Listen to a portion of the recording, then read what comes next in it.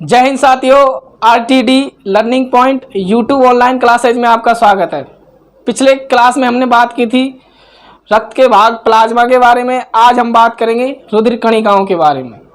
रुधिर कणिकाएं इंग्लिश में blood cells. रुधिर कणिकाएं रक्त का 45% भाग बनाती हैं, जो कि ठोस भाग होता है।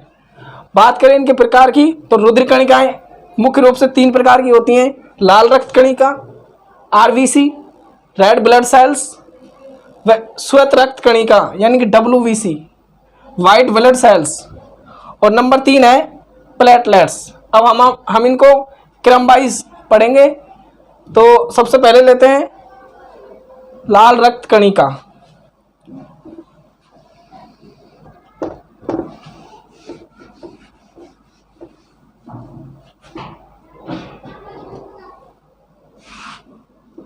नंबर 1 लाल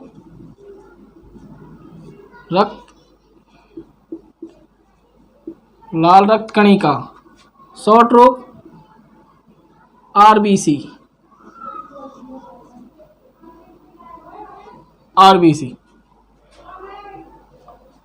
लाल रक्त कणिकाएं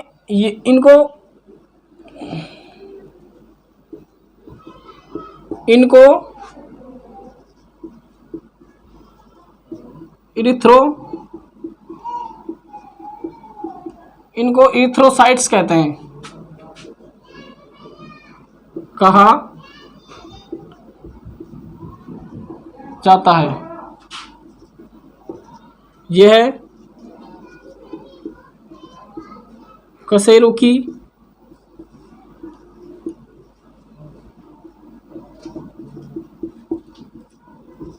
प्राणियों में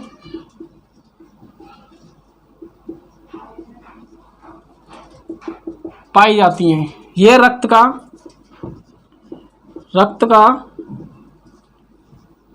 99% भाग बनाती हैं। यह रक्त का 99% भाग बनाती हैं। बात करें इनके जीवन काल की तो इनका जो जीवन काल है, इनका जीवन काल 1 दिन से 120 दिन होता है। अर्थात ये जो आरबीसी है ये 1 दिन से 120 दिन तक जीवित रहती हैं। इसका निर्माण आरबीसी का निर्माण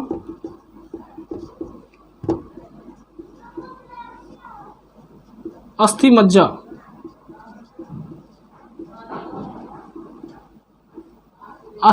में होता है।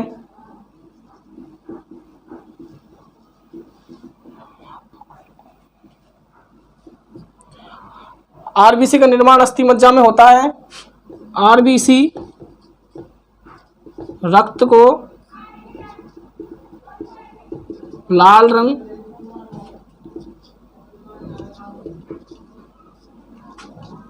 प्रदान करती है। आरबीसी रक्त को लाल रंग प्रदान करती है। आरबीसी का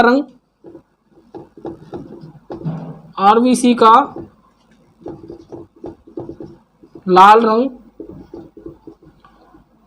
एक वर्णक है हीमोग्लोबिन।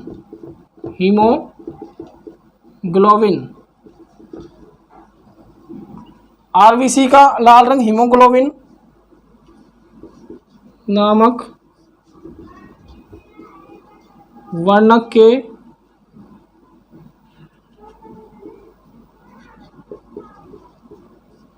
कारण होता है।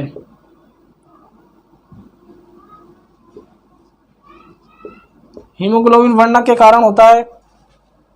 बात करें हीमोग्लोबिन के रंग की तो हीमोग्लोबिन का स्वयं का रंग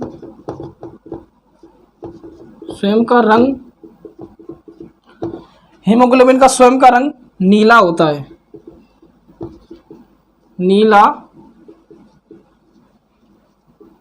होता है। लाल रक्त कणिकाएं इनको इरिथ्रोसाइट कहा जाता है और ये कशेरुकी प्राणियों में पाई जाती हैं। आरबीसी यानी कि लाल रक्त कणिका रक्त का 99% भाग बनाती हैं और इनका जो जीवन काल है, इनका जीवन काल 1 दिन से 120 दिन होता है। यानी कि ये 1 दिन से लेकर 120 दिन तक, यानी कि 4 महीने के आसपास तक जीवित रहती हैं, उसके बाद मर जाती हैं। आरबीसी का निर्माण अस्थि मज्जा में होता है और आरबीसी रक्त को लाल रंग प्रदान करती है। जो हमारा रक्त है उसको जो लाल रंग जो प्रदान करती है ना, वो आरबीसी करती है। आरबीसी का लाल रंग किस कार्य के कारण होता है? एक रक्त के अंदर एक वर्णक होता है हीमोग्लोबिन। हीमोग्लोबिन के कारण जो हमारा रक्त का लाल रंग है वो हीमोग्लोबिन के कारण होता है। और हीमोग्लोबिन का बात करें, हीमोग्लोबिन का स्वयं का रंग कैसा होता है? हीमोग्लोबिन का स्वयं का रंग नीला होता है। बात करते हैं नेक्स्ट,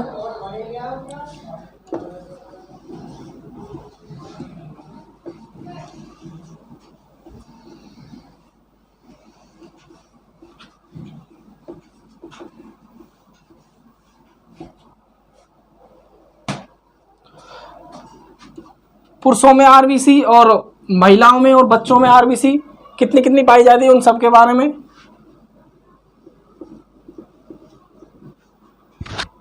आरबीसी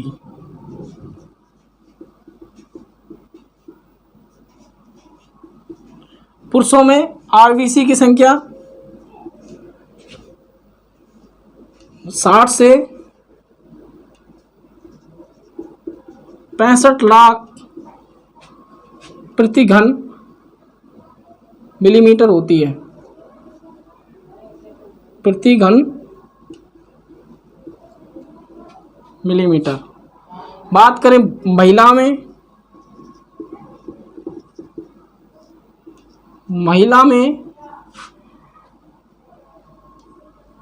महिला में आरबीसी 40 से 45 लाख प्रति घन मीटर होती है।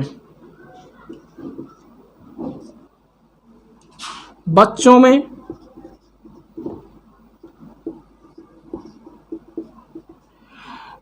में यह 45 से 55 लाख के आसपास होती है।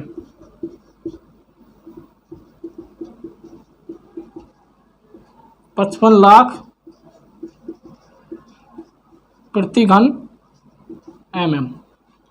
लाल रक्त कणिका आरबीसी जो है पुरुषों में वह 60 से 65 लाख प्रति घन mm पाई जाती है। महिलाओं में 40 से 45 लाख और बच्चों में 45 से 55 लाख प्रति घन mm पाई जाती है। बात करते हैं इनकी मृत्यु और इनका संग्रहण स्थल के बारे में।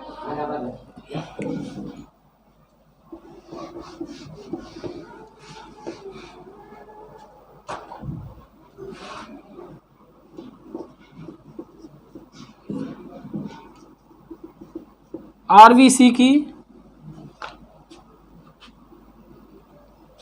एक मिनट, जो अभी हमने बात की थी आरबीसी की, तो इसके साथ साथ हम हीमोग्लोबिन की भी बात कर लेते हैं। जो हीमोग्लोबिन है महिला, पुरुषों में, बच्चों में, अन्य जीवों में कितना कितना % पाया जाता है? तो पुरुष में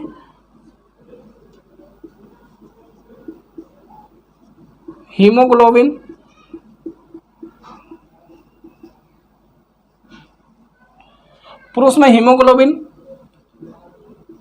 14 से 16 ग्राम प्रति 100 ml। पुरुष में हीमोग्लोबिन 14 से 16 ग्राम प्रति 100 ml, यानी कि बात करें % की तो 14 से 16% पाया जाता है। महिलाओं में पुरुषों के मुकाबले थोड़ा कम होता है। महिलाओं में हीमोग्लोबिन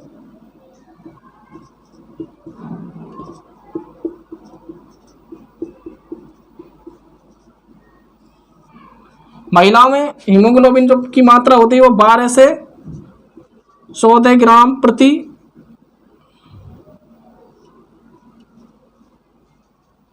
100 ml, यानी 12 से 14% पाई जाती है। पुरुष में हीमोग्लोबिन 14 से 16 ग्राम प्रति 100 ml, यानी कि 100 ml हीमोग्लोबिन, 100 ml रक्त में 14 से 16 ग्राम, यानी कि बात करें अगर परसेंट में तो 14 से, अगर हमारे रक्त में 100 ml रक्त है ना, तो 100 ml रक्त के अंदर 14 से 16% उसमें हीमोग्लोबिन मिला हुआ होगा, इसकी वजह से वो लाल होता है। बात करें महिला में, जो महिलाओं में के रक्त में जो प्रति 100 ml, जो प्रति 100 ml है, उसमें जो रक्त पाया जाएगा वह 12 से 14 ग्राम, यानी कि 100 ml में परसेंट निकालें तो 100 ml का 12 से 14% हीमोग्लोबिन पाया जाएगा। बात करते हैं आगे,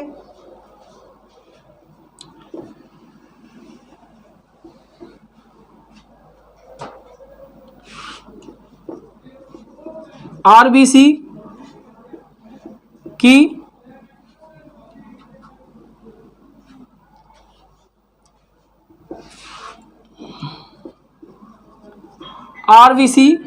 का संग्रहण, आरबीसी का संग्रहण पीलिया या तिल्ली, पीलिया या तिल्ली में होता है। आरबीसी की मृत्यु, आरबीसी की मृत्यु भी पीलिया में होती है। जो आरबीसी की जो मृत्यु है वो भी पीलिया में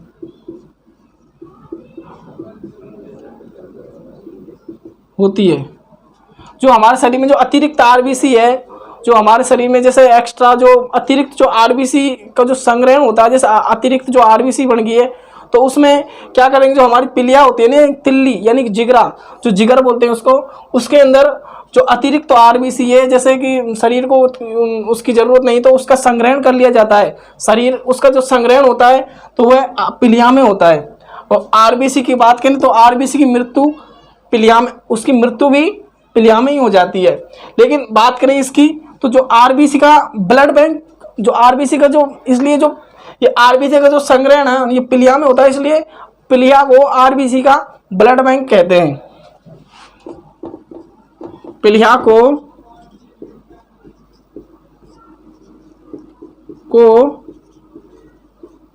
आरबीसी का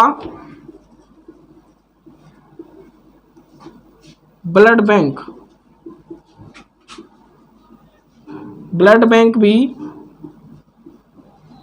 कहा जाता है। पीलिया को आरबीसी का ब्लड बैंक कहा जाता है। आरबीसी की मृत्यु भी पीलिया में होती है। तो जो आरबीसी, इसको जो आरबीसी को पीलिया को आरबीसी का, पीलिया को आरबीसी का कब्रिस्तान कहा जाता है, कब्रिस्तान कहा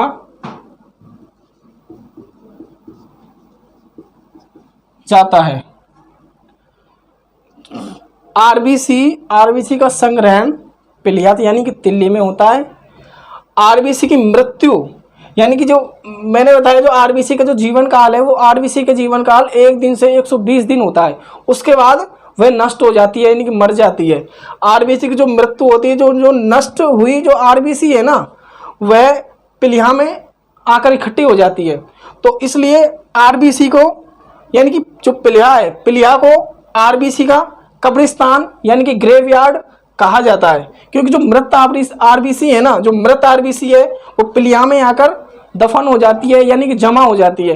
तो इसलिए आरबीसी का कब्रिस्तान पीलिया को कहते हैं। जो हमारे अंदर जो अतिरिक्त आरबीसी बनती है, जो अतिरिक्त जो आरबीसी बनती है वो भी उसका जो संग्रहण होता है ना, उसका संग्रहण भी पीलिया में होता है। जो पीलिया यानी कि जो तिल्ली है, इसके अंदर आरबीसी का जो अतिरिक्त आरबीसी का संग्रहण होता है, इसलिए आरबीसी को पीलिया को आरबीसी का ब्लड बैंक कहा जाता है। तो नेक्स्ट बात करते हैं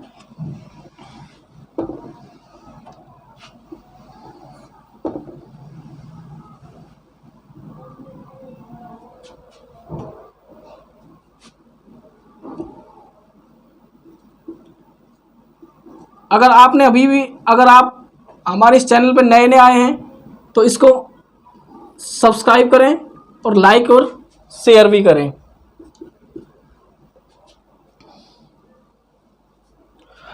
बात करें सबसे बड़ी आरबीसी व सबसे छोटी आरबीसी। समस्त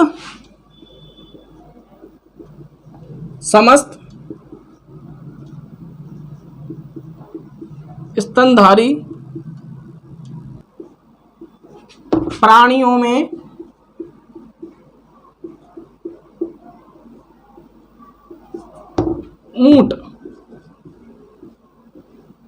ऊंट एक मात्र ऐसा प्राणी है जिसकी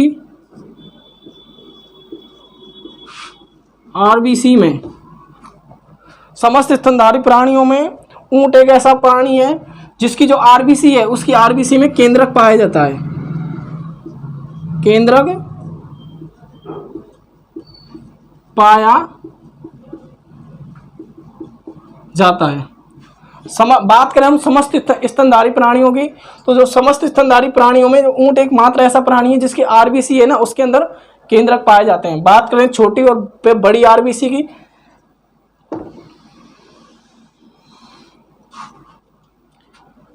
सबसे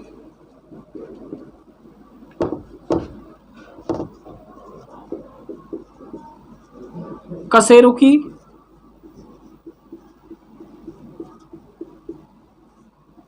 प्राणियों में सबसे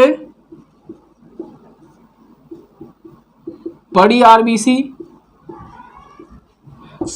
कशेरुकी प्राणियों में सबसे बड़ी आरबीसी एम्फीबिया वर्ग,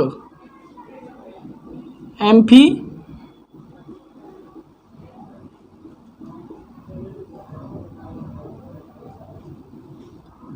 वर्ग में पाई जाती है।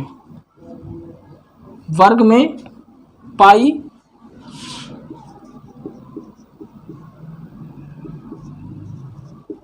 जाती है।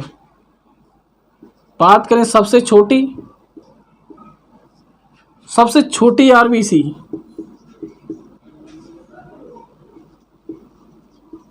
सबसे छोटी आरबीसी कस्तूरी मृग,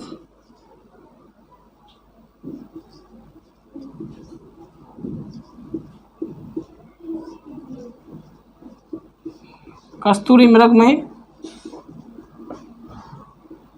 पाई जाती है।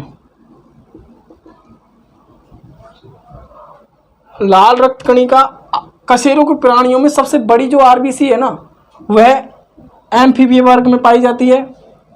सबसे छोटी आरबीसी कस्तूरी मृग में पाई जाती है।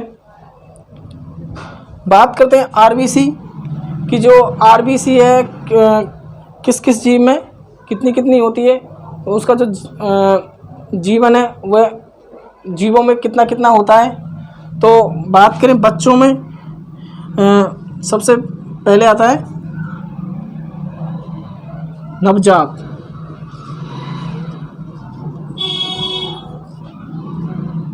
नवजात में आरबीसी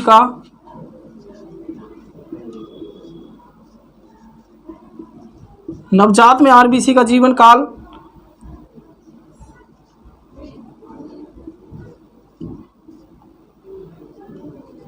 100 दिन होता है। मेंढक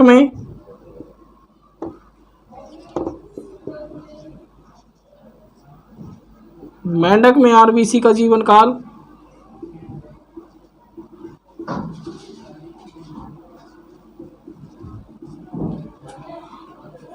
20-100 दिन होता है।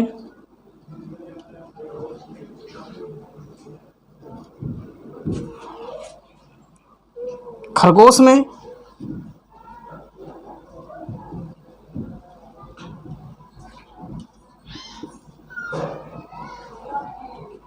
आरबीसी का जीवन काल 80 दिन होता है। कशेरुकी प्राणियों में सबसे छोटी आरबीसी कस्तूरी मृग में पाई जाती है। बात करें आरबीसी का जीवन काल जो जीवों में, तो जो आरबीसी का जो नवजात है यानी कि जो छोटा बच्चा होता है जिसका तुरंत ही जन्म हुआ हो, 2 महीने या 2 महीने 10 दिन का हो, तो उसमें जो आरबीसी है ना वह 100 दिन तक रहती है। और जो मेंढक है, मेंढक में आरबीसी का जीवन काल 100 दिन होता है। बात करें खरगोश की, तो खरगोश में आरबीसी का जीवन काल 80 दिन होता है। तो खरगोश में जो आरबीसी है उसका जीवन काल होता है 80 दिन। अब हम बात करते हैं आरबीसी की गणना के। जो आरबीसी की जो गणना है वो किस यंत्र से की जाती है?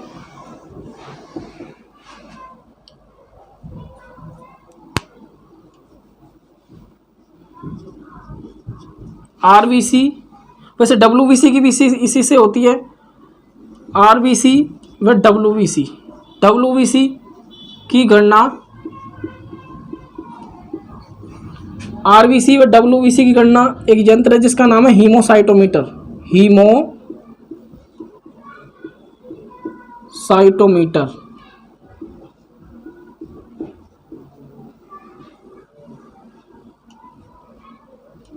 नामक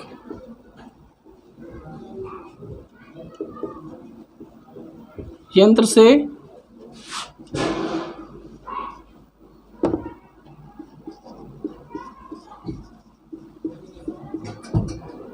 की जाती है। आरबीसी व डब्ल्यूबीसी की जो गणना है वो हीमोसाइटोमीटर नामक एक यंत्र है उससे की जाती है कि जो हमारे शरीर में जो आरबीसी है उसका जो मापन किया जाता है वो हीमोसाइटोमीटर नामक यंत्र है कि भाई ये कितनी आरबीसी है, हमारे शरीर में जो आरबीसी की जो मात्रा है वो कितनी है और सामान्य रूप से कितनी होनी चाहिए। तो इन सब का जो मापन करता है ना वो हीमोसाइटोमीटर एक नामक यंत्र है उससे की जाती है। बात करते हैं आरबीसी में आगे। आरबीसी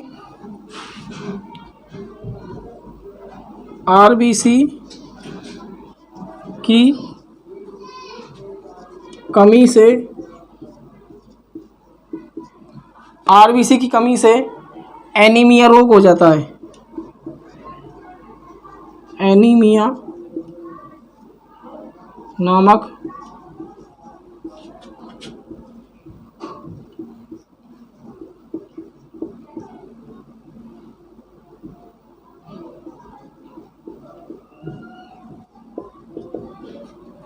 आरबीसी की कमी से एनीमिया नामक रोग हो जाता है।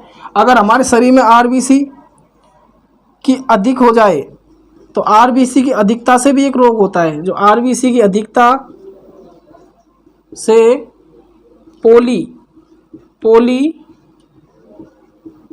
पॉलीसाइथेमिया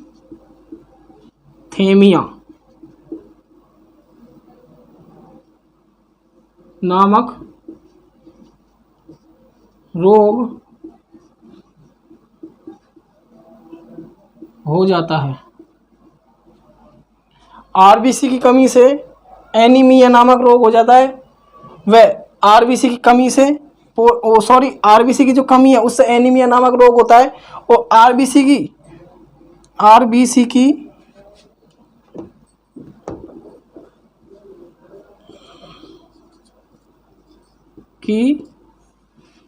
अधिकता